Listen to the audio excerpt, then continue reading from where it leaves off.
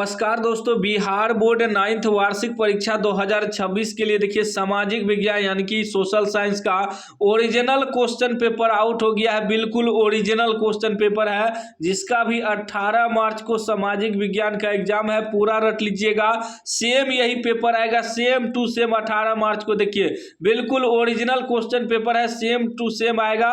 पूरा रट लीजिएगा, नहीं तो बाद में पछताइएगा, बाद में एग्जाम हॉल में आप लोग पछताइएगा। अभी पूरा रट लीजिए, अभी समय है, नहीं तो बाद में पछताने से कोई फायदा नहीं होगा। बिल्कुल ओरिजिनल क्वेश्चन पेपर है। देखिए 80 गो ऑब्जेक्टिव रहेगा, 32 गो सब्जेक्टिव रहेगा, टोटल 112 प्रश्न रहेगा। 2 घंटा 45 मिनट का आपको समय मिलेगा, 80 मार्क्स से पूछा जाएगा। बिल्कुल ओरिजिनल क्वेश्चन पेपर है जिसका भी 18 मार्च को सामाजिक विज्ञान का एग्जाम है। पूरा रट लीजिएगा, सेम टू सेम यही पेपर आएगा। देखिए 1 से 80 तक ऑब्जेक्टिव प्रश्न रहेगा, मात्र आपको 40 ऑब्जेक्टिव का आंसर देना है। चलिए हम फटाफट सभी का आंसर आपको बता देते हैं। पहला प्रश्न कह रहा है कि वास्को डिगामा कहाँ का यात्री था। वास्को डिगामा जो था पुर्तगाल का यात्री था, याद रखिएगा, बी राइट आंसर हो जाएगा। बिल्कुल वायरल हो चुका है पेपर, पूरा रट लीजिएगा। 2 नंबर कह रहा है यूरोप वासियों ने दिशा सूचक यंत्र का प्रयोग किनसे सीखा, तो याद रखिएगा अरबों से सीखा, सी राइट आंसर हो जाएगा। बस आपको प्रश्न देखना है और आंसर याद करना है, पूरा रटते चलिएगा। 3 नंबर प्रश्न कह रहा है कि उत्तमसा अंतरीय केप ऑफ गुड होप की खोज किसने की, तो याद रखिएगा डियाज बार्थोलोमियो ने किया था, डी राइट आंसर हो जाएगा। नेक्स्ट प्रश्न देखिए 4 नंबर कह रहा है अमेरिका की खोज किस वर्ष की गई। अमेरिका की खोज जो है 1492 ईस्वी में की गई, याद रखिएगा, बी राइट आंसर हो जाएगा। एक एक प्रश्न आपको रट लेना है, बिल्कुल वायरल हो चुका है पेपर। 5 नंबर प्रश्न कह रहा है कि कुस्तुनतुनिया का पतन किस वर्ष की गई। कुस्तुनतुनिया का पतन किस वर्ष की गई, तो याद रखिएगा 1453 ईस्वी में की गई, बी राइट आंसर हो जाएगा। चलिए अगला प्रश्न देखिए, पूरा रट लीजिएगा, वायरल हो चुका है पेपर 18 मार्च के लिए सामाजिक विज्ञान का। 6 नंबर कह रहा है सर्वप्रथम विश्व का चक्कर किस यात्री ने लगाया, तो याद रखिएगा मैगलन हो जाएगा, ए राइट आंसर हो जाएगा, मैगलन। उसके बाद देखिए 7 नंबर प्रश्न, 7 नंबर कह रहा है कि अंधकार युग की अवधि थी। अंधकार युग की अवधि थी 5वीं से 14वीं सदी, ठीक है ना, बी राइट आंसर हो जाएगा। याद करते जाइएगा, पेपर वायरल हो चुका है। 8 नंबर प्रश्न कह रहा है कि आधुनिक युग का प्रादुर्भाव हुआ। आधुनिक युग का प्रादुर्भाव हुआ, तो याद रखिएगा 15वीं 16वीं सदी में, ए राइट आंसर हो जाएगा। 9 नंबर प्रश्न कह रहा है कि डिवाइन कॉमेडी की रचना किसने की। डिवाइन कॉमेडी की रचना किसने की, तो याद रखिएगा दांते ने की, बी राइट आंसर हो जाएगा। नेक्स्ट प्रश्न देखिए 10 नंबर कह रहा है सेंट पीटर का गिरजाघर कहाँ है। सेंट पीटर का गिरजाघर रोम में है, याद रखिएगा, ए राइट आंसर हो जाएगा। 11 नंबर प्रश्न कर रहा है गुरुत्वाकर्षण का सिद्धांत किसने प्रतिपादित किया, तो याद रखिएगा न्यूटन ने किया, ए राइट आंसर हो जाएगा। रटते चलिएगा, बिल्कुल वायरल हो चुका है पेपर। चैनल को अभी तक सब्सक्राइब नहीं किए तो सब्सक्राइब कर लीजिएगा। 12 नंबर प्रश्न कर रहा है मार्टिन लूथर कहाँ का रहने वाला था। मार्टिन लूथर जो था जर्मनी का रहने वाला था, याद रखिएगा, बी राइट आंसर हो जाएगा।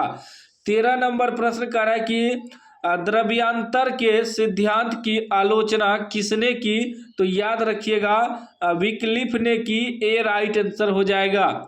चलिए नेक्स्ट प्रश्न देखिए 14 नंबर, बिल्कुल वायरल हो चुका है पेपर, पूरा रट लीजिएगा, नहीं तो बाद में पछताइएगा। 14 नंबर प्रश्न कह रहा है कि ब्राजील की खोज किसने की। ब्राजील की खोज कैब्राल ने की, याद रखिएगा, बी राइट आंसर हो जाएगा। 15 नंबर प्रश्न कह रहा है कि अमेरिका का नाम किसके नाम पर पड़ा। अमेरिका का नाम जो है अमेरिगो वेस्पूसी के नाम पर पड़ा, ठीक ना, ए राइट आंसर हो जाएगा। चलिए नेक्स्ट प्रश्न देखिए 16 16 नंबर कह रहा है कि अमेरिका की राजधानी कहाँ है? तो याद रखिएगा अमेरिका की राजधानी वाशिंगटन में है, सी राइट आंसर हो जाएगा। 17 नंबर प्रश्न कह रहा है कि कॉमन सेंस की रचना किसने की थी? कॉमन सेंस की रचना टॉमस पेन ने की थी, बी राइट आंसर हो जाएगा। चलिए अगला प्रश्न देखिए 18 नंबर कह रहा है स्टाम्प एक्ट किस वर्ष पारित हुआ था? तो याद रखिएगा 1765 में, ए राइट आंसर हो जाएगा। 19 नंबर प्रश्न कर रहा है अमेरिकी स्वतंत्रता संग्राम में अंग्रेजों का सेनापति कौन था? तो याद रखिएगा वाशिंगटन, ए राइट आंसर हो जाएगा। एक एक प्रश्न रट के आपको एग्जाम देने के लिए जाना है।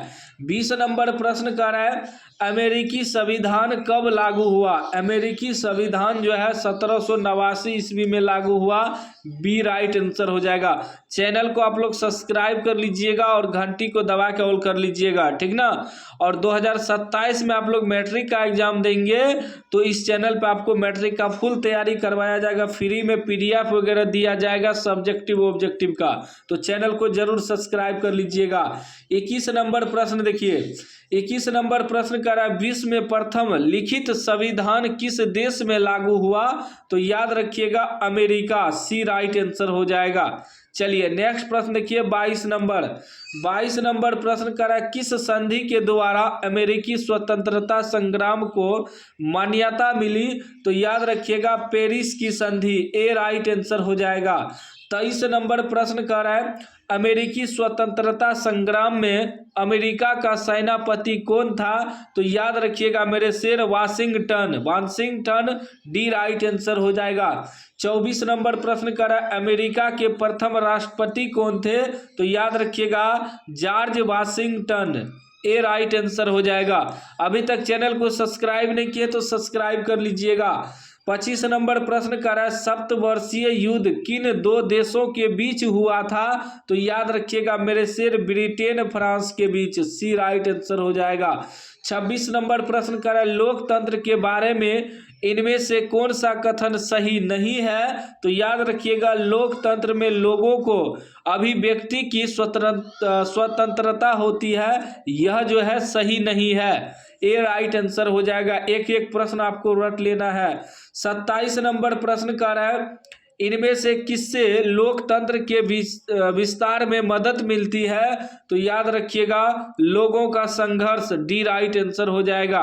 चैनल को अभी तक आप सब्सक्राइब नहीं किए तो सब्सक्राइब कर लीजिएगा, सभी विषय का ओरिजिनल क्वेश्चन पेपर मिलेगा।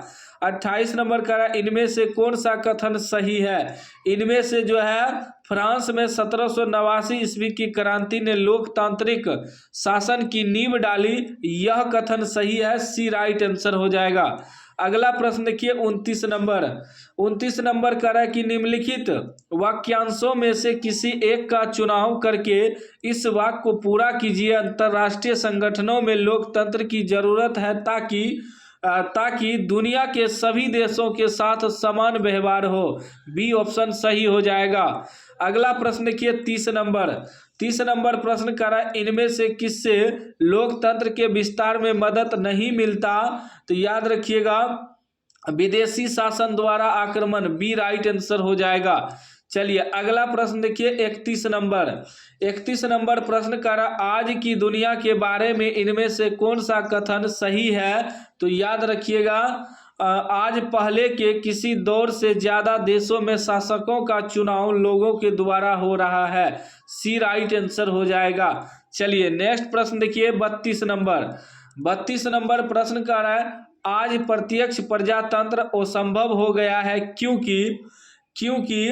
क्योंकि राष्ट्रीय राज्य क्षेत्र फल एवं जनसंख्या की दृष्टि से व्यापक हो गए हैं, बी राइट आंसर हो जाएगा।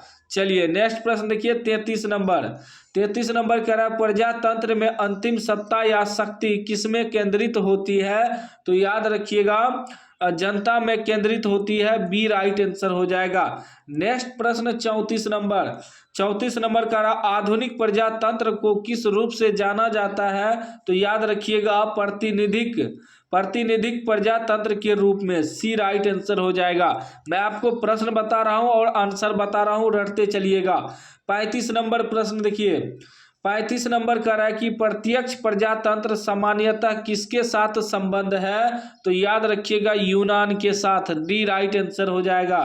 36 नंबर प्रश्न, 36 नंबर का रहा प्रजातंत्र के गुणों में कौन सा गलत है, तो याद रखिएगा आर्थिक समानता और आधारित, बी राइट आंसर हो जाएगा।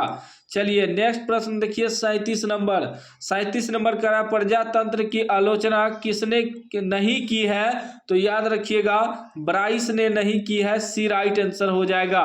चलिए नेक्स्ट प्रश्न देखिए, अभी तक आपने चैनल को सब्सक्राइब नहीं किया है तो सब्सक्राइब कर लीजिएगा। उसके बाद 38 नंबर प्रश्न करा प्रजातंत्र की सफलता के लिए क्या आवश्यक नहीं है, तो याद रखिएगा पेशेवर राजनीतिक आवश्यक नहीं है, डी राइट आंसर हो जाएगा।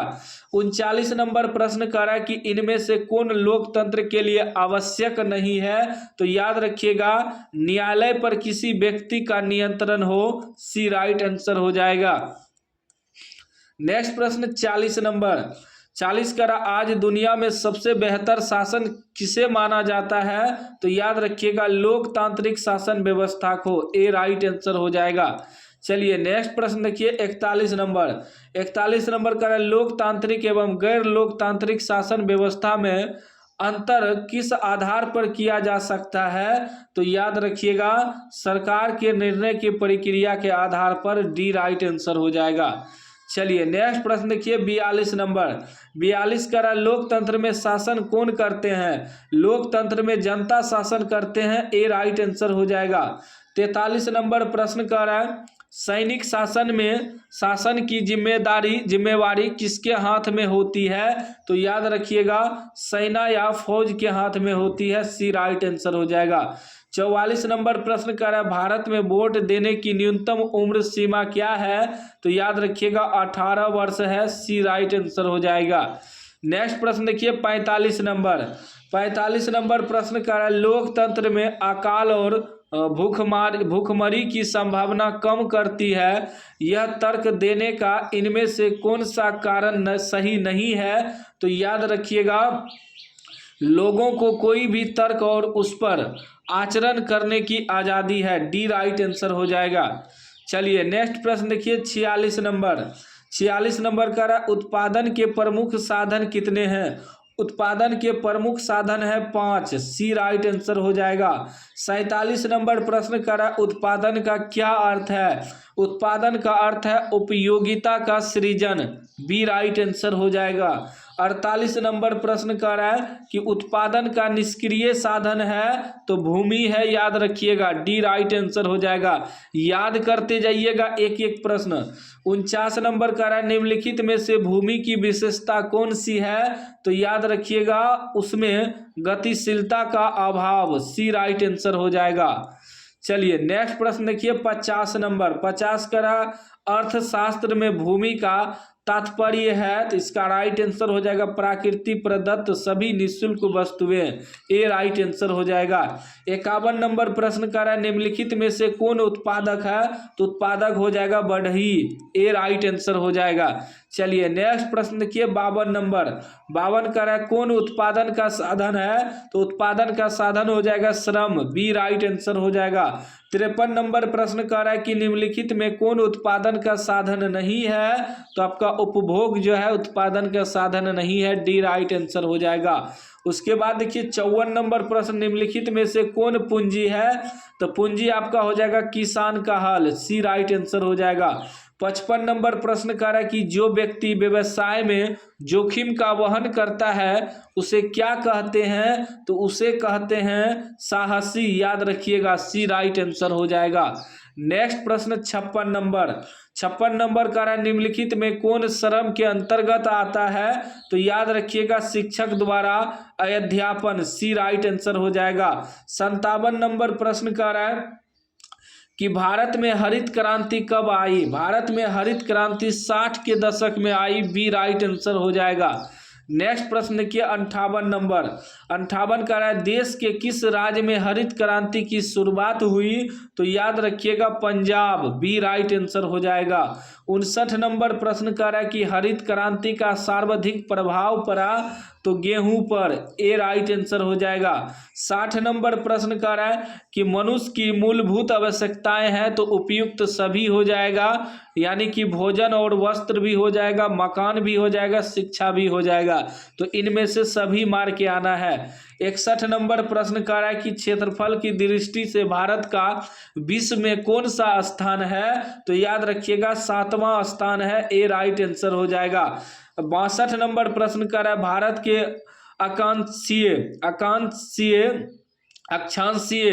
भारत के अक्षांशीय एवं देशांतरीय विस्तार में लगभग कितने डिग्री का अंतर है, तो याद रखिएगा 30 डिग्री का अंतर है, सी राइट आंसर हो जाएगा। नेक्स्ट प्रश्न 63 नंबर का रहा है कि भारत की मानक मध्य रेखा का मान कितना है, तो याद रखिएगा 82 डिग्री 30 मिनट, सी राइट आंसर हो जाएगा। नेक्स्ट प्रश्न देखिए 64 नंबर, 64 का रहा है भारत की स्थलीय सीमा रेखा तटीय सीमा रेखा के लगभग कितनी बड़ी है, तो याद रखिएगा 2 गुनी है, बी राइट आंसर हो जाएगा। 65 नंबर प्रश्न कर रहा है भारत एवं चीन के बीच की सीमा रेखा का नाम क्या है, तो याद रखिएगा McMahon line, B right answer हो जाएगा।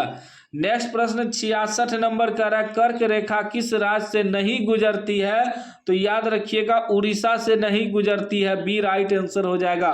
67 नंबर का रहा है भारत का सबसे पूर्वी देशांतर कौन सा है, तो याद रखिएगा 45 डिग्री 25 मिनट पूर्व, ठीक ना। नेक्स्ट प्रश्न देखिए 68 नंबर प्रश्न कर रहा है कि उत्तराखंड, उत्तर प्रदेश, बिहार, पश्चिम बंगाल और सिक्किम की सीमाएं किस देश को छूती है, तो याद रखिएगा नेपाल को छूती है, सी राइट आंसर हो जाएगा। उसके बाद देखिए 69 नंबर प्रश्न कर रहा है ग्रीष्म अवकाश में आप यदि करवत्ती जाना चाहते हैं तो किस केंद्र शासित क्षेत्र में जाएंगे, तो याद रखिएगा अंडमान और निकोबार, सी राइट आंसर हो जाएगा। 70 नंबर प्रश्न कर रहा है मेरे मित्र एक ऐसे देश के निवासी हैं जिस देश की सीमा भारत के साथ नहीं लगती है, आप बताएं वह कौन सा देश है, तो वह जो है तजाकिस्तान है, बी राइट आंसर हो जाएगा। नेक्स्ट प्रश्न 71 नंबर का रहा है कि निम्नलिखित में से कौन सी चोटी भारत में स्थित नहीं है, तो माउंट एवरेस्ट जो है भारत में स्थित नहीं है।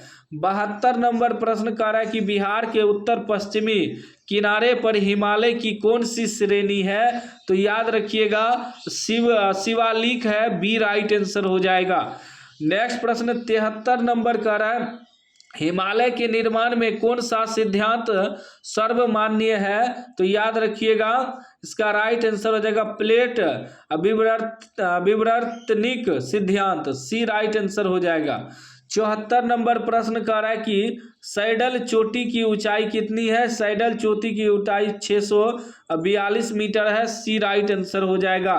75 नंबर प्रश्न कर रहा है कि भारत का सबसे प्राचीन भूखंड कौन है, तो याद रखिएगा प्रायद्वीपीय पठार, ए राइट आंसर हो जाएगा। 76 नंबर प्रश्न कर रहा है एक स्थलीय भाग जो 3 ओर से समुद्र से घिरा हो, तो प्रायद्वीप हो जाएगा, बी राइट आंसर हो जाएगा। उसके बाद देखिए 77 नंबर प्रश्न कर रहा है भारत के पूर्वी भाग में म्यांमार की सीमा का निर्धारण करने वाले पर्वतों का संयुक्त नाम है, तो याद रखिएगा पूर्वांचल, बी राइट आंसर हो जाएगा। चलिए नेक्स्ट प्रश्न देखिए, बिल्कुल वायरल हो चुका है, पूरा प्रश्न पत्र याद कर लीजिएगा। 78 नंबर प्रश्न 78 कह रहा है कि गोवा के दक्षिण में स्थित पश्चिम तटीय पट्टी कोंकण कहलाता है। 79 नंबर का रहा है पूर्वी घाट का सर्वोच्च शिखर है, तो महेंद्रगिरी हो जाएगा, बी राइट आंसर हो जाएगा। लास्ट प्रश्न 80 नंबर का रहा है समतल या बहुत कम ढाल वाली भूमि के विस्तृत क्षेत्र को क्या कहते हैं, तो मैदान कहते हैं, ए राइट आंसर हो जाएगा। सामाजिक विज्ञान का हमने आपको 80 में 80 वायरल पेपर बता दिए हैं, पूरा रट लीजिएगा। चैनल को आप लोग सब्सक्राइब कर लीजिएगा, बहुत जल्द हम सब्जेक्टिव अपलोड कर देंगे।